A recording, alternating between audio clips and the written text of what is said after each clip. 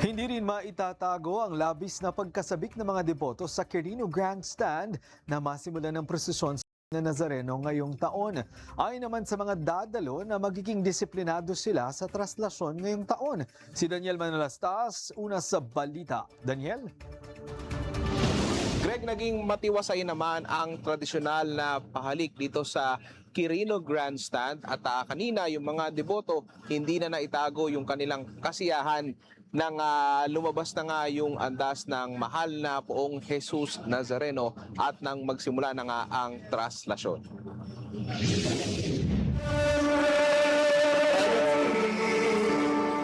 Bandang alas 4 ng madaling araw nagsimula ng gumalaw ang andas ng Poong Jesus Nazareno.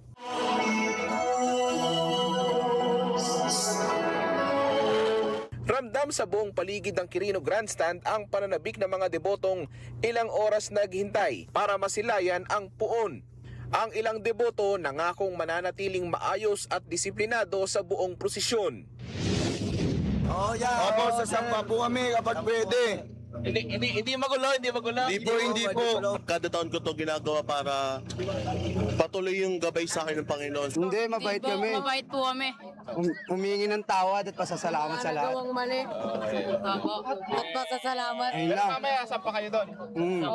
Testing. Kakayanin po. Sa kuha naman ng Manila LGU, makikita ang dagat ng mga tao sa grandstand na umabot nila sa 100,000 na deboto. Pero kapansin-pansin na naging mabilis ang takbo ng andas nang lumabas ito sa grandstand. Ang nakikitang dahilan ng Manila Police District.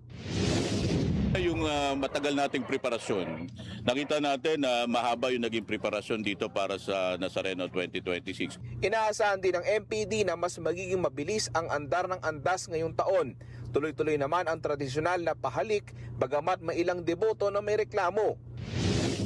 Para sa aking asawang may sakit po ngayon. Opo. Noong October 29, Ano po sakit?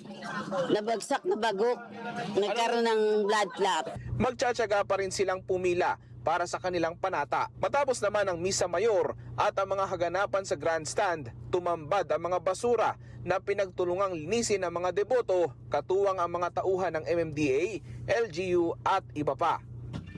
Greg, extended yung tradisyonal na pahalik dito sa Quirino Grandstand. At kung makikita nyo dito sa aking likuran, ay kumpara kanina, mahaba yung pila, ngayon ay hindi na mahaba yung pila sa kasalukuyan.